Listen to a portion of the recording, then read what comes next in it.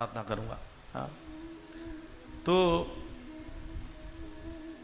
एक कथा आती है, बहुत ही सुंदर कथा आती है कि भगवान का भक्त जो होता है, भगवान की भक्ति करने आता है, तो उस मार्ग में कोई भी बाधा डाले तो भगवान इंटरफेयर करके उसको बचाते हैं, हेल्प करते हैं, अगर वो शुद्ध भक्ति पर लगा हुआ है। एक घटना आती है दक्षिण भारत की। एक भगवान का शुद्ध भक्त था, कम आयु में ही घर छोड़कर त्याग कर भारत की जितने भी तीर्थ स्थल है, स्पेशली जो दिव्य देशों में 108 दिव्य देशों में मैं दर्शन करने के लिए गया, और दर्शन कर सभी स्थानों में एक मंदिर में आकर, जहाँ लक्ष्मी नारायण की पूजा होती है, उस मंदिर में आकर ठहर गया। सेवा नहीं थी तो सबसे पहले पुजारी के पास गया और बोलते हैं कि मुझे कुछ सेवा दे दीजिए ताकि मैं भगवान की सेवा निरंतर यहाँ करके रहना चाहता हूँ। बोलते हमारे यहाँ एक बगीचा है और वो उजड़ा हुआ है बगीचा, पुष्प बाहर से ही आता है, कोई मंदिर का ही बगीचा है, तो आप उसमें सेवा कीजिए, जल प्रदान कीजिए, पुष्प आएगा उसका माला बनाइए, लक्ष्मी और नारायण के एक माला बनाइए और सेवा कीजिए। तो बोलते ठीक है। तो बोलते हैं कि मैं अकेला हूँ, ब्रह्मचारी हूँ और मेरी उम्र अभी 25 साल की है, तो मैं कहाँ रहूँगा, इसलिए बगीचे में ही सोऊंगा, बगीचे में कुटिया बना लूँगा, भोजन के लिए मुझे दोपहर को 1 प्लेट प्रसाद दे देना बस। तो बोलते ठीक है, ये तो कोई बड़ी बात नहीं है, आप सेवा करोगे तो प्रसाद मिलेगा। सेवा प्रारंभ हो जाती है, जल देना शुरू कर देते हैं, पुष्प आने लगते हैं, अच्छी अच्छी गार्लैंड बनने लगता है और ठाकुर जी को, लक्ष्मी नारायण जी को अर्पण होने लगता है। ऐसा करते करते समय बीतने लगता, रोज उसको प्रसाद मिलता है 1 प्लेट, एक बार प्रसाद ग्रहण करके संतुष्ट, अच्छा जीवन चल रहा था।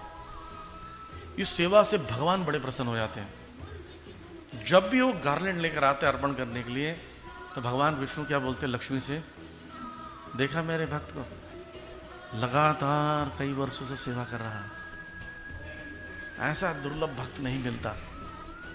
रोज बोलते देखा मेरे भक्त को, आज फिर आया, 10 साल से सेवा कर रहे हैं, 35 वर्ष के हो गए, 10 साल से बिना रुके एक भी दिन ऐसी अवस्था नहीं कि ये सेवा ना किया। तो लक्ष्मी जी को लगने लगता कुछ गड़बड़, बोलते जब भी आता है आप मेरी तरफ ध्यान नहीं देते हैं, इसी की तारीफ करते रहते हैं, ये बहुत महान है महान है, जैसे कि हम कुछ है ही नहीं। तो बोलते नहीं ये महान तो है। तो बोलते हैं क्या ये कभी भी अपने पद से विचलित नहीं होगा? बोले नहीं, कभी नहीं होगा, ये पूरी तरह मेरे पर निर्भर है। बोलते हैं अच्छा ठीक है। लक्ष्मी जी बोलती हैं ठीक है, मैं इसकी परीक्षा लूंगी।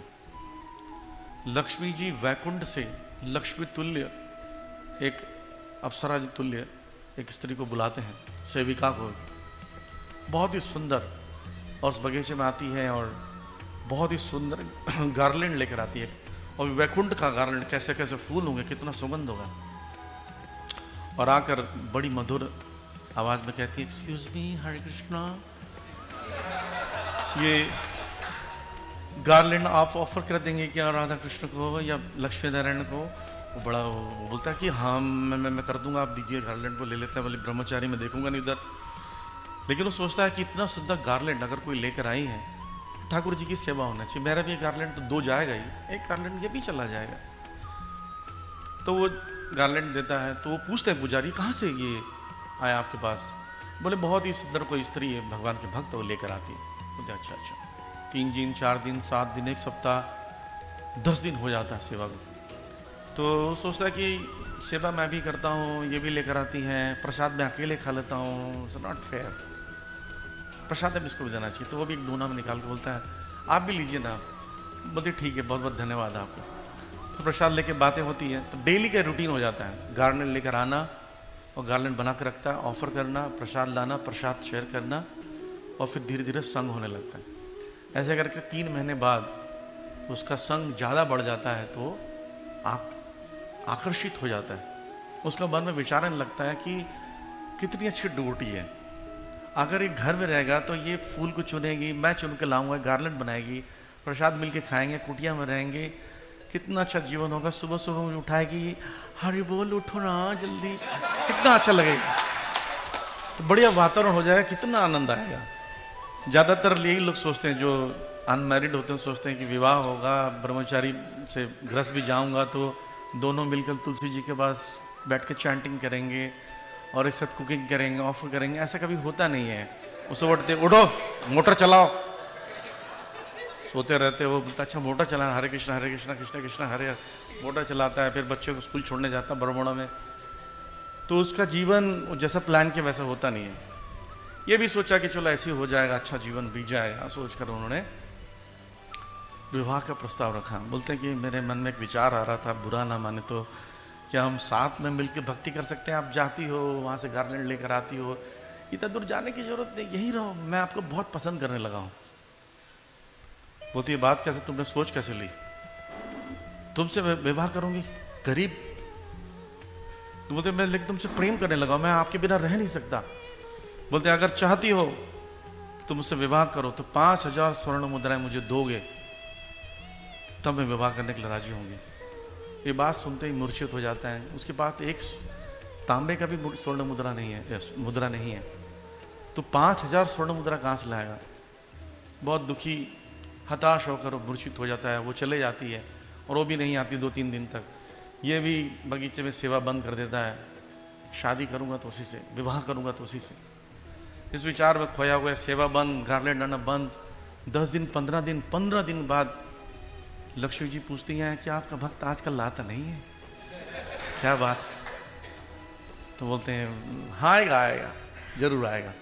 भगवान बोलते लगता मुझे इंटरफेयर करना पड़ेगा। और भगवान फिर क्या करते हैं, एक दिन जाते हैं स्वयं एक ब्राह्मण बनकर और पूछते हैं उठो, क्या हुआ तुमको? बोलते कि मुझे डिस्टर्ब मत करो, बहुत परेशान हूँ, मैंने ऐसे ऐसे विवाह का प्रस्ताव रखा, वो मानी नहीं, मेरा जीवन बेकार हो गया। बोलते क्या प्रस्ताव है? प्रस्ताव में क्या मांग रही है? बोलते 5000 स्वर्ण मुद्राएं, लो तुम्हें देता हूँ। धड़ाम से देते, एक पोटली में भरकर 5000 स्वर्ण मुद्राएं और एक्स्ट्रा एक और देना बोला ब्याज के साथ, 15 दिन का ब्याज, लो। तो वो देखते भी नहीं किसने दिया था और गिरने लगते हैं जल्दी, हाँ 5000 स्वर्ण मुद्रा एक एक्स्ट्रा। तो बोलते हैं वो आज जरूर उस कुटिया में आएगी, मैं उसको पता तो चल गया होगा कि मेरे पास स्वर्ण मुद्राएं आ गई हैं। तो कुटिया में जाकर खोलते हैं तो बैठी हुई है घूंघट लेकर। तो बोलते भाग्यवान, देखो मैं ले आया 5000 स्वर्ण मुद्राएं और एक एक्स्ट्रा ब्याज के साथ। तो बोलती हाँ ठीक है, घूंघट खोलो। तो जैसे घूंघट खोलते हैं तो भगवान विष्णु बैठे रहते हैं, हरे कृष्णा। हाँ दिखे नहीं, 15-20 दिन हो गया, कहाँ रह गए 15 दिन से?